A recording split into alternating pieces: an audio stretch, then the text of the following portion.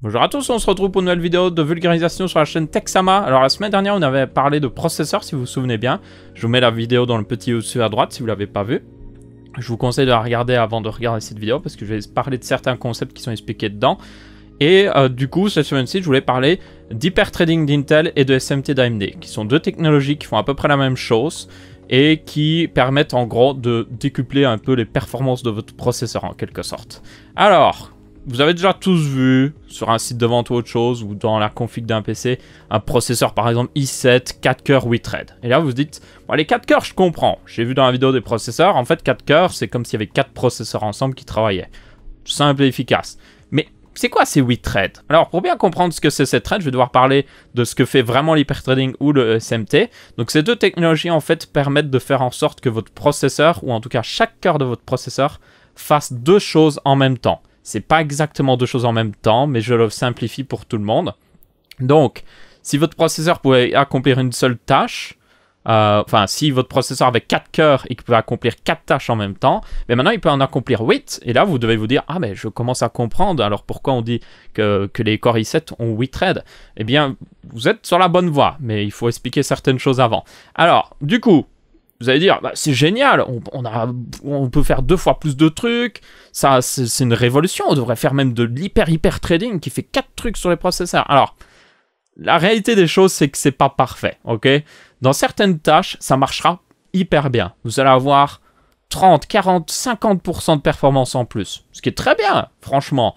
Mais dans d'autres tâches, vous allez voir des gains de performance négatifs. Genre, ça va vous ralentir par rapport au fait que vous auriez fait les deux tâches l'une après l'autre, en essayant de les faire en même temps. Et pour bien comprendre ça, il suffit de prendre un exemple dans la vraie vie. Si je vous demande d'avoir un objet dans votre bras droit, et que je vous demande d'ouvrir la porte, c'est simple, efficace, vous pouvez faire ces deux choses en même temps, no problemo. Donc là, vous êtes 2 fois plus efficace, parce qu'au lieu de poser l'objet et d'aller ouvrir la porte, vous avez fait les deux choses en même temps. Génial, vous avez un gain de performance.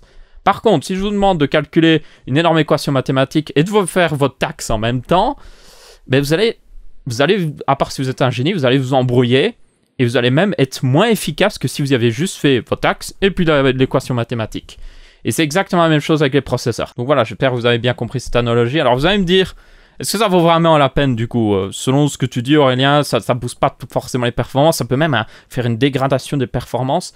Je vous rassure, dans la plupart des programmes, vous aurez toujours un boost. Ou dans le pire des cas, vous n'aurez pas de boost, ça restera neutre. C'est assez rare que ça dégrade les performances. Donc, quoi qu'il arrive, activez l'hyperthreading sur vos processeurs s'il n'est pas activé. Mais il est toujours activé normalement. Ça ne sert à rien de le désactiver.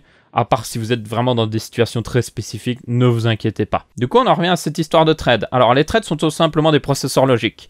Pour simplifier la chose, parce que Windows, lui, il s'en fiche de savoir si c'est un cœur physique ou un cœur qui n'existe pas, qui n'est pas vraiment physique, il s'en fiche. Donc on a créé l'histoire de thread qui tout simplement dit, ok, bah, un processeur qui a 4 cœurs et qui a l'hyperthreading d'activer, il a 8 cœurs logiques, point, on s'en préoccupe pas, et voilà, on donne ça à Windows, et Windows peut faire sa petite popote tranquillement, parce que Windows, il veut juste dire, tel programme va utiliser tel processeur logique, tel programme va utiliser tel processeur logique. Et si il avait la distinction entre les cœurs physiques et les cœurs non physiques, ça pourrait un peu compliquer les choses. Je pense notamment aussi au niveau des programmeurs et tout ça. Donc, pour simplifier la chose, on a juste fait des threads qui sont automatiquement gérés par Windows. Donc, les threads sont juste des processeurs logiques qui ne sont techniquement pas physiquement existants. Et donc, ça veut dire que même si vous avez un processeur 8 threads, ben, il ne sera pas beaucoup plus puissant qu'un processeur 4 cœurs physique réel.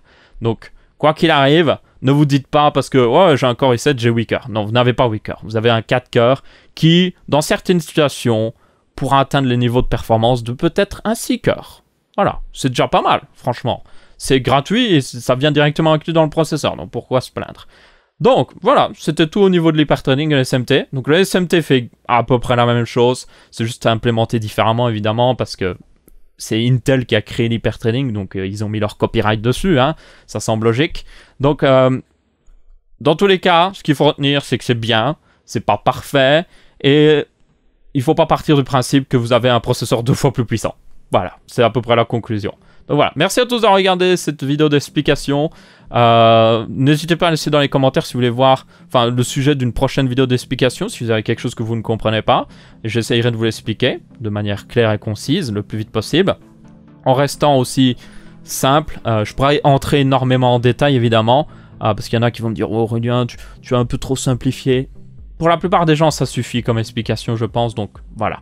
Du coup, merci à tous d'avoir regardé, n'hésitez pas à laisser votre avis, que ce soit en pouce bleu, pouce rouge ou en commentaire. On se retrouve pour une prochaine vidéo, je vous dis salut à tous.